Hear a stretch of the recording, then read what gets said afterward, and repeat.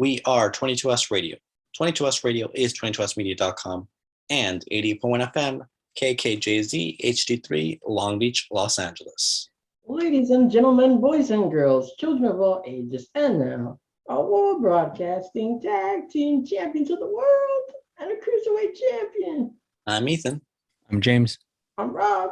And this is the illustrious episode 199 of Beyond the Ropes.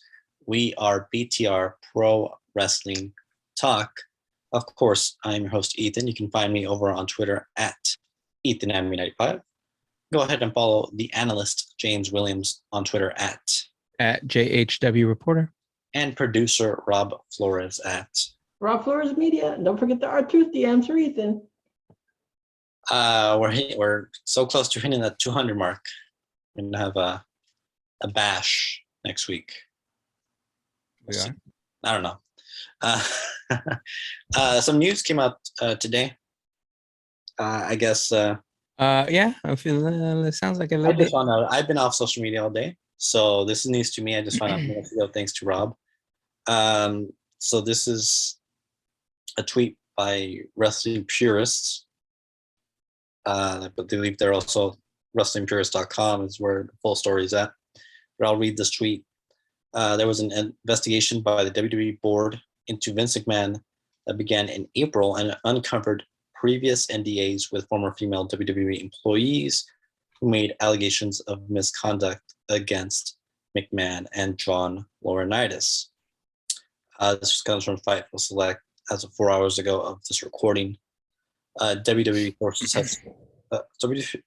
sources spoken to expected John Laurinaitis to be replaced before it's all said and done. One speculated that he's being set up as the latest fall guy for Vince. His turn in line was coming. Yeah, that's all I'm really seeing. From official sites right now. Just so from what I'm seeing is Bloomberg. This is from the Bloomberg Twitter account. I guess the original report apparently came from the Wall Street Journal. Who said the tweet is WWE is looking into a secret $3 million payment that Vince McMahon made to a former employee with whom he alleged he had an affair. I guess. According to Jim Cornette, who you and I both do, I remember he was saying he and Linda have been split up since like 2000. So yeah, and they just never really. They never publicized it. It's not like talked about or mentioned. I don't know if they're necessarily divorced, but I mean, they're not living together. That's and I mean, I kind of had that vibe when I was little. Like, just we saw like she was like in the storylines, and then like, but she really wasn't even when she was involved in the storylines. He was making out with women, and he was doing all that. Yeah. So it's not, but. I guess I kind of want to know who it is. I'm just kind of curious, but apparently I think the 80s too. Well, but see, it just, I think like, I don't know, didn't Sable say some stuff before, but then maybe it goes into maybe something that Ember Moon said. I don't know if Ember Moon is it, but wasn't she saying like, I mean, I didn't really get all of her comments, but I think it kind of the culture and stuff that was being kind of presented there, maybe. Yeah, I don't know. I just think, I mean, none of this is surprising to me, to be honest. Like, I don't know. I'm not surprised by any of this. But then too, they say affair. What is affair? Like, he had some type of relationship, obviously. Yeah, but like. But what does it like if he's not married? What does it matter? Exactly. They're not gonna do anything. I'm not saying like this is right or wrong. Like, but again, like if he's paying them money, and obviously he's not blackmailing them because if he feels he's in the wrong, it's not WWE money. Not the company. Not using the company's money on this. Well, but I think that's the problem. Yeah. That's probably the news is that it's WWE. WWE's board is investigating a secret $3 million payment. So it's not like Vince is paying this off. Maybe WWE's money, but I'm like, what is WWE's money and Vince's money at this point? Doesn't it all run together? Basically the same. Yeah. He owns it, right? He's running it. Mm-hmm. He owns majority share and stake, whatever. WWE and McMahon are associated with each other. And it's not like you could say that. They're not going to do anything to him. Well, it's not like, oh, this is why he's having to sell parts and making money, or, you know, it's not like he was selling it because he had to pay this $3 million, but I'm not sure. I don't know. We'll have to see. It's still kind of early on. Apparently the affair I'm hearing was happening in 2019. But so if it's a wrestler, though, who? I mean, I don't know if we want to sit here all day and guess and speculate. I don't really speculate. Rob, I mean, he put a name on here. I don't think so. Not as Who because has been released? I mean, there's a number of wrestlers that have technically been released due to budget cuts. Now I'm very curious of who. If it's the name Rob mentioned, I don't think it is. I don't think so. I'd be shocked. Well, no, I wouldn't. But I mean, yes and no. Just because she came back. She came back. And why would you come back if she only had a brief run? I mean, it wasn't anything. It wasn't anything. Oh. So maybe, but I mean, but she was doing other things. Like she was doing okay. I don't think she was juggling, you know? Like apparently, yeah. So apparently it was Vince McMahon's affair. Quote, unquote. Yeah. And then he and then how does Johnny Ace get involved? Well, he gosh, Vince, I didn't know. No, he passed the person on to John Laurinaitis is what you're saying. So ew. Yeah, that's gross. That's what. Okay, so the Wall Street Journal report says female employee, so it doesn't even necessarily mean it's a wrestler. It doesn't have to be a WWE superstar. Technically, it's just a female employee. So from Bloomberg. I'm reading the Bloomberg article, but it says McMahon had other non-disclosure agreements regarding alleged misconduct with female employees that the board was investigating, according to the Wall Street Journal, or the Wall Street Journal reported. The probe, which began in April, also reportedly unearthed several similar pacts made with former female workers on behalf of John Laurinaitis, a former wrestler. Couldn't determine how such pacts were being reviewed. No, it said that Johnny Ace was a former wrestler. No. I don't know if it was a wrestler. I mean, it's Johnny Ace was with the Bella Twins. Not the Bella Twins, but the Bella Twins' mother or whatever. Yeah, they're technically, I think, still married. And then the Bella Twins were there during some of that time, so you would think maybe they'd have a suspicion or no. No, they weren't. They weren't. 2019. 2019, they were done already. They might have had like an appearance or two, but they were done in 2019. I think they would have still been in the loop on something if something was going down. I don't know. For sure. Anyways, basically, they're speculating Johnny Ace is done. You know, he's been done before, so it wouldn't be the first time. You know, but where do they go from here? Who's the replacement? The King come back. I'm just saying, Triple H. Oh, I thought you were talking about John. I thought you were talking about Jerry Lawler as the booker. I'm like, sir, absolutely not. No, you bring back Triple H, take that position back. Wasn't he in Johnny Ace's position at one point? They give it to Johnny Ace or something. Like as the head booker. Top talent relations, isn't he? Isn't Johnny? No. Yeah. Yeah. Right. Hold on. Let me see what I can find. The article is from Wrestle Talk here. Yeah, he's the head of talent. So head of talent relations. Was Triple H head of talent? maybe in NXT. I feel like he's had a title similar to that. If it wasn't that, he's executive vice president of like talent. So I don't know. Yeah, I don't know.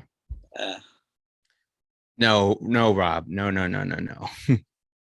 while we're at it, Paige is leaving WWE. Yeah. July. Her that's true. contract isn't expiring, and doesn't look like they're re-signing her. So that's just something to note there. But interesting. I've been off social media all day. I'm a little bummed I missed the news, but it's all right. Okay, well, on the page.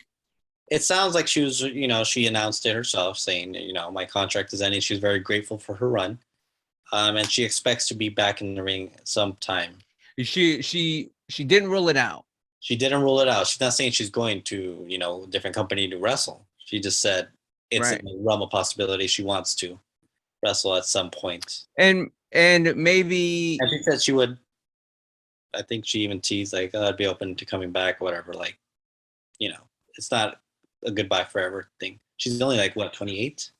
Yeah, and I think like part of it is just there's just like they said they weren't doing anything with her.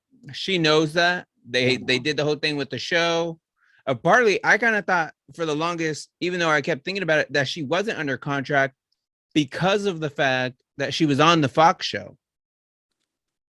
And she never really was popping up on anything. She wasn't doing pre-shows, anything else. She would, well, rarely, I guess, be on a pre-show. But after she did that Fox show, the studio show. Yeah. She didn't do anything else after. Not really. So that's why I always got like I had assumed she was out a long time ago, to be honest. Because I mean, she was always on Twitch and everything else. So. Well, I mean, if they're not using her, there's no reason to re-sign her. Obviously, I doubt she wants to just be sitting at home, and she could probably be doing something else. So, I don't know.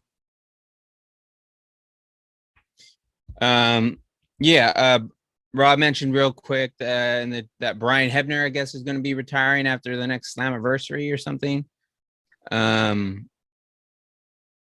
of Earl Hebner, who I don't know if he's really retired either. I think he's still going, right? He was at one, like up to a couple of years ago at least. I don't know if he still is, but he's still doing it. I'm not sure where he would be at this point. So I don't know. I haven't really kept up with the Hebners. They're not in WWE, so we'll see. Yeah. Fandango, he's still wrestling. What do you mean retirement? Rob, where are you hearing all this stuff? He's just hearing these rumors. Let's talk about first foremost. Before we talk about anything else. Mm-hmm. I have to apologize to the audience. Why? Oh, because I haven't acknowledged my tribal chief. Go ahead. The head of the table. Throw those ones up. You throwing them up, Rob? James? No. He's had a nice vacation, nice little break. I'm gonna open up his Twitter right now, and do what? Because because he's not wrestling. He's being a part-timer. No. He deservedly so signed a new deal that gave him less dates to work on, while making a lot of money. And this was his tweet, because now he has to defend the undisputed WWE Universal Championship against that bum Riddle. Wow. This Friday on SmackDown, as we're recording this. This was his quote tweet here. Mm-hmm. Now I have to leave the private island, jump on the private yacht, and then board the private jet just to smash this idiot on SmackDown. Tribal chief problems. It's hard work being the tribal chief. He's being a part-timer. He's being the most dominant performer, the most impressive performer, the most important performer of our generation, James. I guess. Are you done acknowledging the man? Can we move on? Acknowledge him. I'm not going to acknowledge him if he's not. It doesn't even have the Riddles, the Money in the Bank match. No, it's this Friday. Oh, it's on Friday. So it's I mean, so he doesn't even have a thing. Gonna bring the ratings, sir. Yeah. What about Money in the Bank? They have the Money in the Bank ladder match. It's all right. They went to a smaller venue, so Roman doesn't need to wrestle there. Wait, the MGM. when did they go to a smaller venue? When, because weren't they supposed to do it at the new? They were supposed to do it at the stadium, and they weren't selling enough tickets, so they went to the MGM Grand a couple weeks ago. Oh no, I thought that was I thought that was SummerSlam. No. They're doing that Nashville Stadium. Oh, That's I remember like WWE. As far as I know, they haven't switched. It's still in Nashville, and they're still doing it at stadium for SummerSlam. But Money in the Bank is the MGM Grand, which is a 12,000 seater, I believe. No, it was. I was just I thought I remember like they were gonna do arena shows starting with SummerSlam.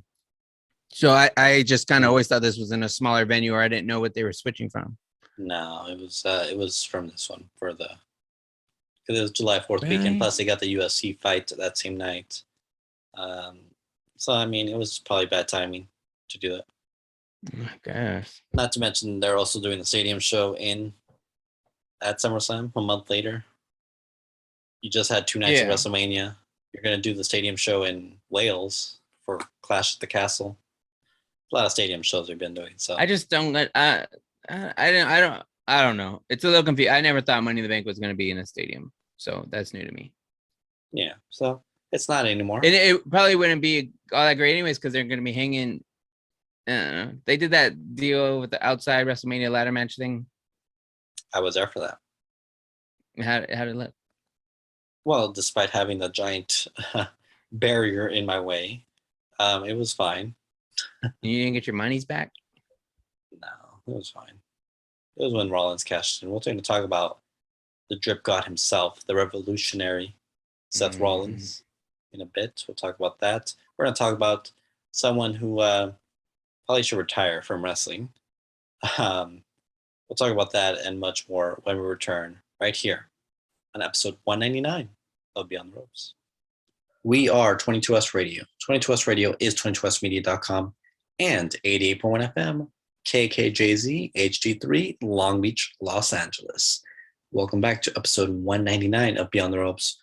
We are BTR Pro Wrestling Talk. Of course, I am your host, Ethan, joined alongside the analyst, James Williams, and producer, Rob Flores. Go ahead and follow us collectively on Twitter at RealBTR Radio, as well as Facebook.com/Beyond the Ropes. Make sure to go search us up on every podcast platform imaginable. Spotify, Apple Podcasts, wherever you find podcasts. Yep. And don't forget to like, subscribe, favorite, leave a comment, download, share with your friends. Share with your friends, share on social media. Share with your enemies. Especially your enemies. Let them know. Tweet it to Roman Reigns so he can see it. Give it a like. Yeah, he'll acknowledge. Block. He will block you, but that's okay.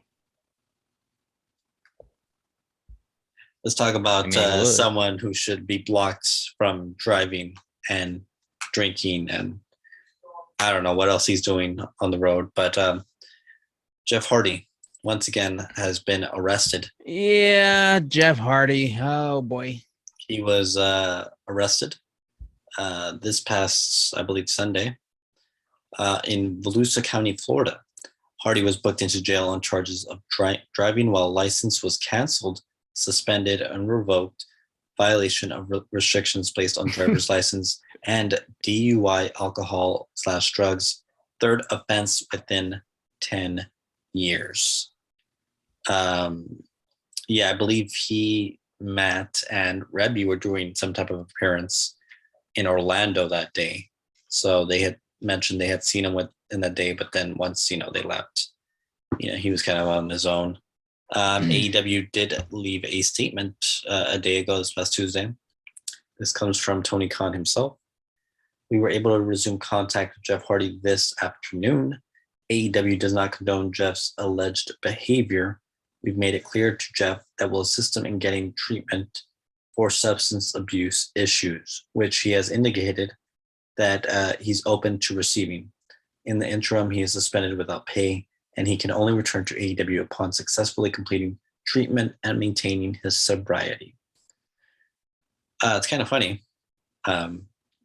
This situation isn't funny. It's kind of sad, but it's kind of funny that this was offered last November, December, some treatment for him, and everyone was kind of saying no, he doesn't need it. Or he passed the drug test. He technically did pass the drug test, but everyone was kind of going off on WWE about it. And which was kind of weird because I mean that's kind of what his they've history. Always done, and then with his history, no matter how much you want to, believe and think he's gonna be okay, and even when you think he's okay, I mean, and this stuff kind of happened, we've seen it with several other wrestlers, and obviously a lot of them been able to bounce back. We kind of have to just wait and see how things play out. You just hope, unfortunately, there's no unfortunate situation that comes as a result of it, right? Like, some of the tweets I saw were like, man, like, Jeff Hardy's a great family man, and everything else. He's nothing but great with fans and everything else, but what he's doing, like he could take someone's life on the road or something, you know what I mean? And like that's the big concern, really. If he should be in a spot where he should, if he wants to continue to drink or whatever, have someone that will drive him around or whatever. Part of me's always thought, why isn't Matt with him? Why isn't Matt doing more? But at the same time, Matt shouldn't have to do more, even though that's his brother. He shouldn't be his babysitter, right? He shouldn't have to keep him on a leash or whatever. So it would be hard to put it on Matt and stuff. So yeah, it's just kind of a tough situation. But after you read that, it made me curious about whether or not is AEW going to offer it to him, or is that because it just says like, oh, he has to pass it, or what does that mean? Oh, well, I mean, you know what I mean? Like, well, they are going to offer the paying for it, or help. They're going to assist him in it, whatever that means. And maybe he's probably the first one, at least that we know publicly, where AEW's kind of had a for rehabilitation, I assume, rehab center. Yeah, I would imagine. They haven't been public with anything else. He's been doing kind of an acoustic tour with his music and stuff. I think his band tweeted out something yesterday or something. They were challenging for the tag team titles tonight. They were trying to put him in a ladder match too, weren't they? He was just in a ladder match, I think. Oh, he Darby was Allin. No, it was going to be a ladder match again. They had like a no disqualification match with Darby a few weeks ago. So this man is killing himself in the ring, and then essentially drinking and who knows doing what to maybe take some of the pain off. But see, and like that was the whole like, before the drinking, before he was arrested or whatever. But like that was the whole thing. Like people were doing memes and stuff of like, oh, Jeff Hardy being announced. Like next. What were they saying? Oh, Jeff Hardy in another ladder match, and like they were getting his reactions of like, really, like as if maybe he had just kind of heard about it or something. And I don't know. And at his age, he shouldn't be doing ladder matches. Like you shouldn't keep putting him in there. He's 45 years old. He's limping. He's been limping the last couple of years. He doesn't need to be wrestling anymore. And if he wants to continue wrestling, don't put him in those types of matches. It's obvious he's doing he's abusing substance of some sort, whether it's alcohol or pills. I don't know if he's doing pills. So I'm assuming it's alcohol, but it's probably because he's probably in pain. Doing all these matches because he's limping. He's jumping out. He just went through like a ladder a couple of weeks ago, I think, against Darby Allin, and they wanted to put him in another ladder match for the tag titles this week. Obviously, that's not happening anymore. That didn't happen. I don't know what they did to replace him, or if they just took out that team or whatever. It's not a smart decision. And then the video was released. We saw that. Him failing the tests, the sobriety tests that they gave him. It's pretty interesting. Did you have any thoughts on it, or? I'll be honest. I didn't really see much of it. I saw the beginning. It's a minute 49, so I'm kind of playing it right now. I'll kind of like break some of it down. It was just kind of interesting. Like they had him kind of walk in a straight line, and then even as they were telling him, "Hey, walk in a straight line," just as they were before he even did it, he started stumbling into one of the officers, and kind of at the end there, they say count to 30, and he starts counting to 30, and they just start arresting him as he's counting, almost as if to kind of distract him. He's wobbling. He was out of it. He was kind of out of it. I think they asked him what the date was. I think he got that right and stuff, but it was pretty apparent. And then he was wearing a Jaguar shirt too. So, well, that's Tony Khan, but of course, I'm like, really? But I don't know. I think they give those away to the wrestlers to wear or something. Pretty much. But Matt Hardy did put out a statement. He said he was disappointed, but they, obviously they just want to do their best to try and keep after Jeff and make sure he's safe and healthy. It's not about wrestling at this point. It's about just trying to get him healthy and doing what they need to do. So, Matt's aware of it. Obviously, everyone's aware of it, but WWE was ready to put him in the Hall of Fame. Just call it a day. Yeah, but he's not done. I mean, I respect if he's not done, or he doesn't want to go around saying he might be, whether he likes it or not. Well, and so that's the thing. This is his third one in like however many. He might face in 5 years. So I think he might get some time. Maybe he might get some prison time, and he might. There was a bunch of different, yeah, community service, everything else. So I don't know. I think if anything, obviously he's getting his license suspended. That's a for sure. And is that going to stop him from driving? No, probably not. No, it's not.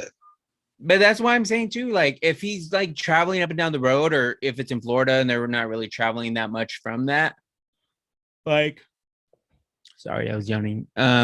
What are they like? What could be done, or what is being done to where he's not driving? Like, again, he shouldn't have to have an accountability buddy, but maybe he does. Maybe he does. That's the only way he's gonna learn. He is a 45-year-old. He has wife, 2 or 3 daughters, I believe. I thought it was 1, but I might be wrong. No, he has at least 2. I'm not saying it's their responsibility or his wife's responsibility to get him in line, but at a certain point you got to tell him, that enough is enough, because if not, he's going to end up hurting himself or hurting someone else. And, he's probably already hurting his family. I'm sure they don't like seeing him get arrested. Oh, yeah. I mean, he has so many mugshots and stuff out. It's kind of sad to see. I saw a Facebook post like a couple minutes ago. As a Triple Crown champion, the only person to have 3 mugshots during 3 different company eras, TNA, WWE, and AEW now. So, it's a joke, but it's sad at the same time.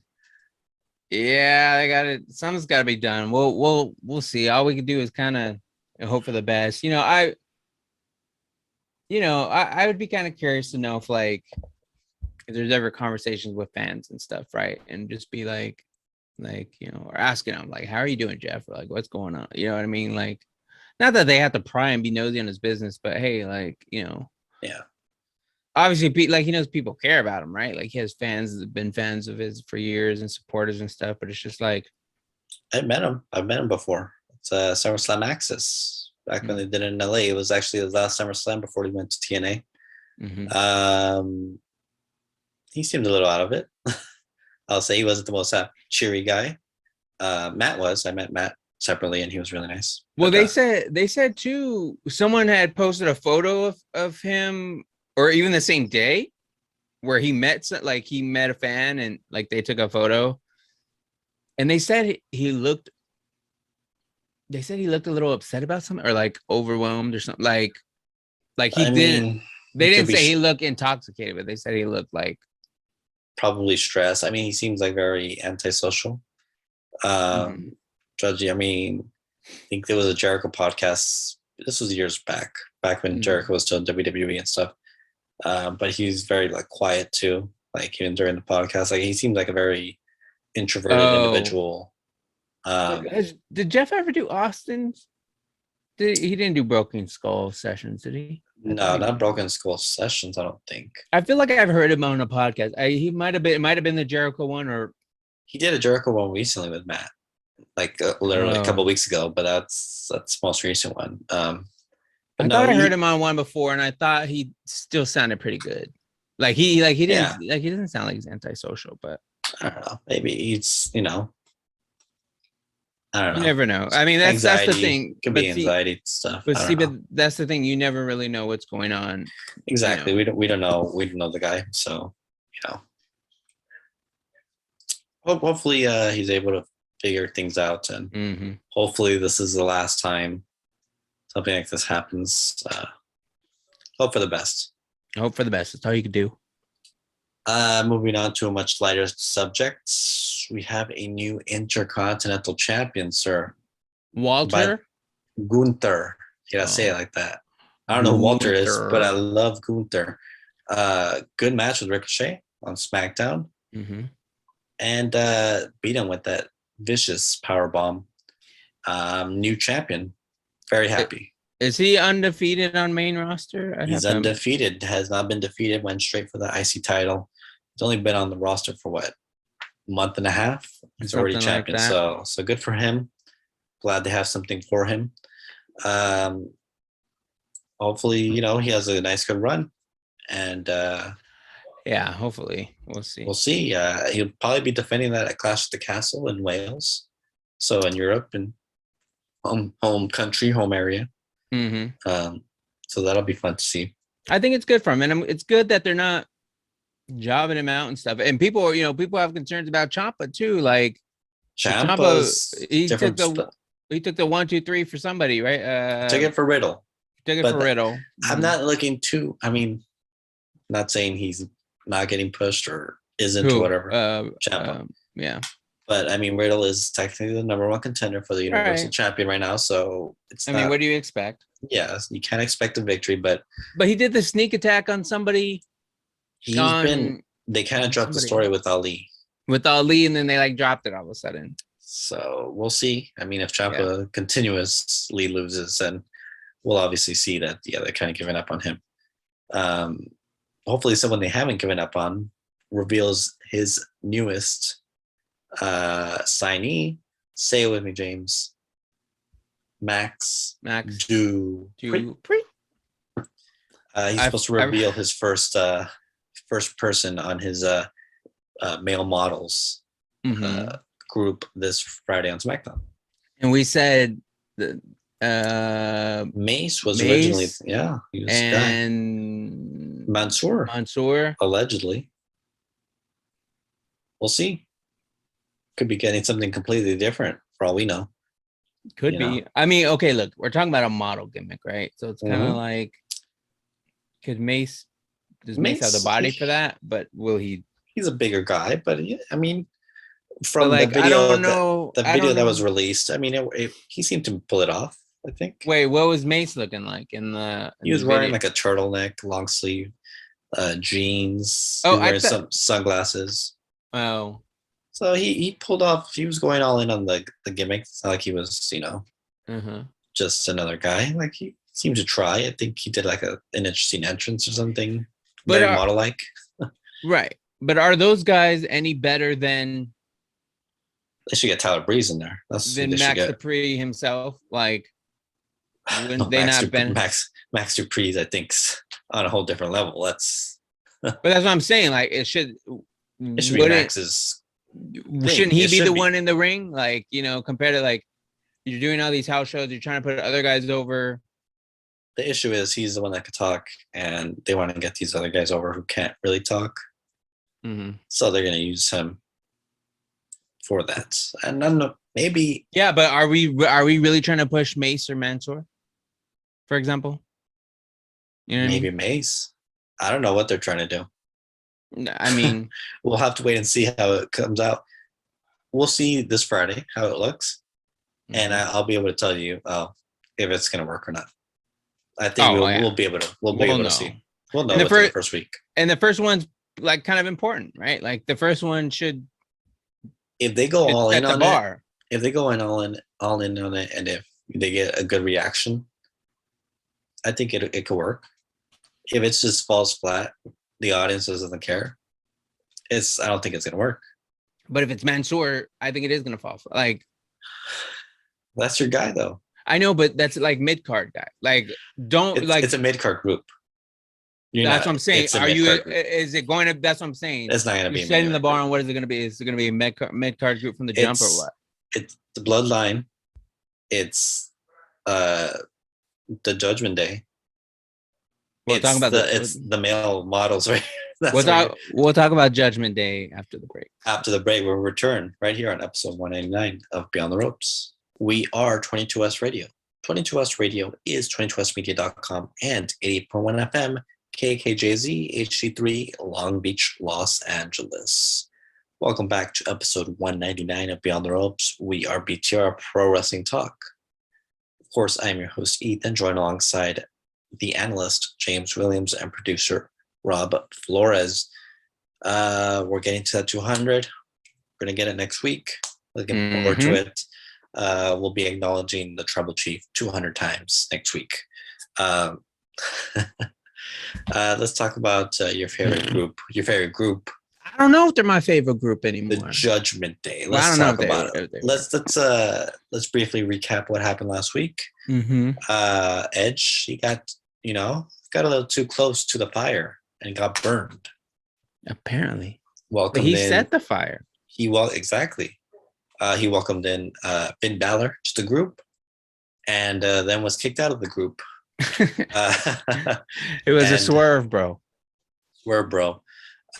Anyways, they had a bit of a promo during Bianca Belair's segments. Rhea Ripley obviously challenging Bianca Belair for the Raw Women's Championship, upcoming in this Money in the Bank. So very soon, in the next few weeks. But anyways, she cut a promo, and then we got to see Finn Balor and Damian Priest. Basically, they said there's no leaders in this group. The problem with Edge was he was being very hypocritical, saying, don't listen to what they're telling you. Yet he was claiming to be the leader of the group. So they made a good point. They're not wrong.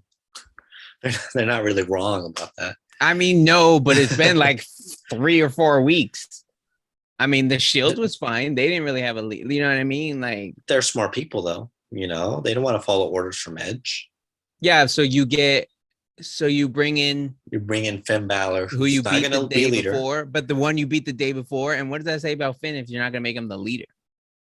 I mean, I guess it's fine that he's not the leader, but I would have preferred him as leader, to be honest. But it is what it is. I think it's 3 disgruntled employees, and that's fine. Like, I mean, yeah. I think it works. And okay, I mean, he doesn't have to be the leader.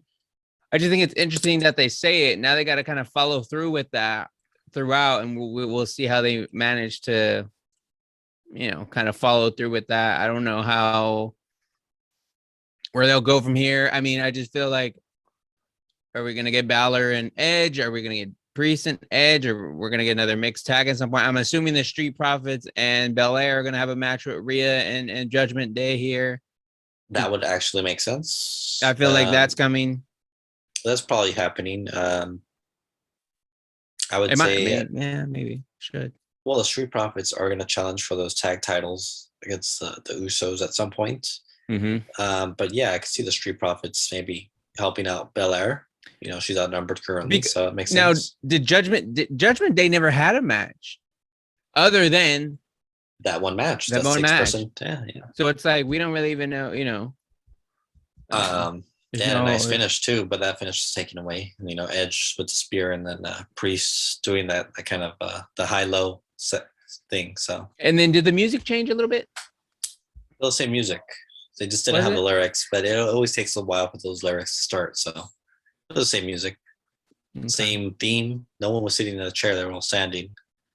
But they were all wearing all black. Still the same color scheme. It was purple lighting. Nothing really changed. They just got rid of Edge, basically. I guess. I just don't know. I'm sure we'll get Balor or Edge at SummerSlam. and I'm not mad at it, but I think Edge said he's but a part big of fan me, of Balor, so I'm sure. but part of me almost like, why not have it be Priest? If that was like the original two, if that's like, They could do Priest. I don't because know, that's supposed to be the pitch, like, oh, we brought Balor in, right? So it's like, Balor base essentially replaced him. So I'm sure Edge wants to go after Balor. yeah, but I'm not saying they don't have a match with Priest and Edge. I'm just saying it should be Priest because Priest is the one who more or less did the double cross. And he's the one who even, well, yeah, they all did, but I mean, he was with them from day one. Give me Rhea versus Edge at SummerSlam. Why not? I mean, sure, I got a match though. But. Well, no, not at SummerSlam. That's Money in the Bank. Oh yeah. We might get Balor Edge at Clash at the Castle. Now, do we think Rhea's gonna win? I'm leaning toward it. But it still might be a little early, no? That's the thing with Belair, might be a little early. But Judgment Day gets involved. Yeah, but what are they going to do? Attack Belair? But then at the same time, they could trip her, distract her. I guess. They just need to come out and distract her. That's all they do. But, well, I mean, if you're distracting her, that's not a DQ. Exactly. So, well, I mean, you get rid of the victory there. She didn't lose clean. So it doesn't really hurt her. I don't know. I mean, well, we'd have to wait and see. I don't know. It could be a DQ. It could end up a DQ. I mean, it would have to be DQ. I mean, someone's gonna have to win, someone's gonna have to lose. There has to be DQ. I think maybe you have Rhea winning at SummerSlam. I'm not mad at that. Yeah, it's a stadium show. I mean, it's a bigger event. Because she won. Yeah, I could see won at WrestleMania. Belair won at WrestleMania. Yeah, she won at Mania just like last year and lost at a SummerSlam. So I mean, yeah, SummerSlam could be her kind of what was I gonna say, her weak spot, not a weak spot, but I thought it was interesting that Belair kind of mentioned the history with Rhea there, and even kind of said she's been there like every step of the way. I think both the title matches Rhea was a part, or was Rhea a part of? They've had parallels. Like last year, they both had title matches and won. They were both the final two in the Rumble that Belair won. That's right. They were both in NXT around the same time. And I think they did everything except have Belair say parallel careers, but Belair always came out on top because that's kind of been the case, no? In the sense, I mean, technically, Rhea has been a tag champion and NXT champion. Belair wasn't either. Yeah. But I mean, in the sense, I think Belair has had bigger success. But overall. I think more success in the matches they've been a part of together. Yes. Too. Yeah. So yeah. I mean, yeah. So a lot of similarities there. So I don't know. Let's talk about Money in the Bank, shall we? Let me get my there we go. Back to Money in the Bank here. For the women's division, we have 3 announced names, 3 qualifiers. Lacey Evans is the first qualifier. She defeated Xia Li with the women's right on SmackDown. Then we had a nice little tag match between Liv Morgan and Alexa Bliss taking on Doudrop and Nikki ASH. Liv and Alexa. Yeah, I wonder if that's I wonder if that's a team they try to do going forward. I don't know if that'd benefit them. I don't think it'd be a good idea. They gotta stop putting Liv in teams.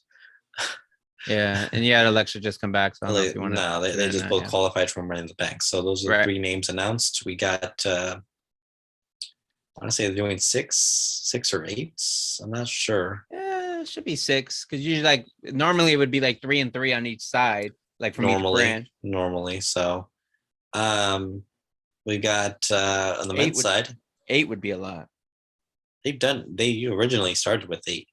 And then they have gone down to 6 over the years. So yeah. I think at one point they did 4. I think it was just like the main eventers in that one. But for the men's side, only one person has qualified. We had a very good match between AJ Styles, a phenomenal one, who seemingly moved on from the Judgment Day. And apparently, yeah, just like nothing. Seth freaking Rollins. Yeah, I know. AJ's not little bummed. I'm more bummed at the fact that we didn't get a proper Bullet Club, like run. Like, yeah, and then Liv moved on, and they teased us. It was They, almost they as if it just, didn't happen. they just teased us like for like see, and 6 that's- weeks, and then out And the that's door. what they did last time too. They did that Too Sweet thing one other time, and it was It like was a a one tease. shot deal. It just wasn't like a real thing, and I'm a little bummed about that. But anyways, AJ was in a tag team for over a year, so I guess Yeah, it is what it is. we'll see what happens. What else you got? Seth Bobby Rollins, Lashley. Seth Rollins qualified, by the way. He did beat AJ. And it was a pretty good match, and that was a clean finish, I believe. I think he just kind of had him not in a schoolboy, but had him kind of in It was a roll pin up, there, a roll up position, there. yeah. Mm-hmm. So got the victory there, so he's qualified. Going back to Cody Rhodes, who's obviously going to be out of action. They announced 9 months. Oh, they did say no. He's going to be out. He's going to be back sooner. So 9 months would be WrestleMania. Time? He'll be back at the Rumble. Think so? I think they're saying 9 months on purpose, so he could be back sooner. But anyways, Seth did an interview basically stating, he meant everything he said to Cody, saying he respected him and everything, but that he had to put him out of his misery for his own good. He was going to risk his career and enter Money in the Bank with the torn pec, and he couldn't allow Cody to do that. What a smart individual, credit out to Seth Rollins for caring about other people. Lord. Don't give that man credit. Anyways, Asuka and Becky Lynch will fight next week on Raw for a qualifying match for Money in the Bank. Which it would be a good match, but didn't they just have a match? Or they were in the triple threat, I guess, but they did have a singles match. Asuka went on top. She was a mist. Yeah, Becky's probably gonna win. And then what do you do with Asuka? Like, that's the thing. They might have. They usually what they do is they have the last chance match, so that she could probably win the last chance match. Put her in there too. I'm sure probably AJ honestly will probably end up in that Money in the Bank too. I think he'll win a last chance match. We still got a few weeks to go. You mentioned Theory and Lashley. They had a pose off. Lashley, yes, they did. Mm-hmm. Lashley's going after the U.S. title. I'm not mad at it. I think he's gonna win it. You think so? I think the Theory. He mentioned Cena. I think they're doing Cena Theory at SummerSlam. So you got to get the title off Theory. But then Cena thing is then you give 2 weeks. Yeah, but then you give Bobby the title, and then what? He has it. He's a. But he's not. Face. But he doesn't. They don't want him. They don't want him to talk. They don't want him to do anything. So he talks. Babyface. I mean, I'm not mad at it. I'm just saying. But Theory looked impressive in the pose off there. I didn't realize how much Lashley looked impressed. You see Lashley? How big his muscles were. I mean, yeah, but you expect that from Lashley. Like, Lashley's, he's buff and all that. But I didn't really think that much of it from Theory, but you started seeing him pose and stuff. Yeah. I was surprised the segment lasted as long as he did. I thought by the second pose, Theory was going to attack him, but he actually waited all the way through. He ended up using the baby oil that, you would use in a typical pose down, I guess, and use that to his advantage to kind of blind Lashley there. So I thought that was a nice little touch, something different. You've seen baby powder and everything else, but there hasn't been a whole lot of a baby oil spot there. He could have slipped in the ring. It was kind of risky. Dangerous. That was a main event segment. So interesting way to end Raw there. Let's see what we got coming up. We've got Roman Reigns versus Riddle happening on SmackDown. We mentioned that. We've got obviously the Asuka Becky Lynch match happening on Raw next week. So we got some interesting things coming up. We got Cena coming back. I know you're really thrilled about that, James. Cena coming back? Yep. It should be fun. I'm gonna buy you guys new t-shirts. They have released them, I think. I was a 75th anniversary. What is it? 20 here? 20th anniversary. 20. So Randy is still out with an injury. So what was the injury again? In the back. Alleged injury. So I mean, we've got Ronda versus Natalia. Money in the Bank also confirmed. Oh, we got the Happy Corbin versus Madcap Moss I think last laugh or something. I don't know. They're doing one more match at SmackDown as well. It's gonna be like the last one. So they say. I guess. Madcap has to win, right? I would hope. Yeah, but what's the point of? He go after that IC title. I mean, I guess if that's what they're gonna do. He'll lose, but you know. I just think it's weird when they like if the payoff is supposed to be the babyface should win the series, right? Should. But he should have won the first match, lost the second match, and then trying, Did he lose? I don't think he lost. They've only wrestled twice. they just or once. Sorry. I think this is only the second time they've actually had an official match. So. Okay. Oh well, the first one was just him attacking him. Then yeah. Yeah, Corbin attacks him. Yeah, put him out of action, right? For a couple of weeks, yeah. So. Okay. I mean, yeah, I think Madcap for the win there. Yeah. What else am I trying to get? I don't know. I think we covered most everything.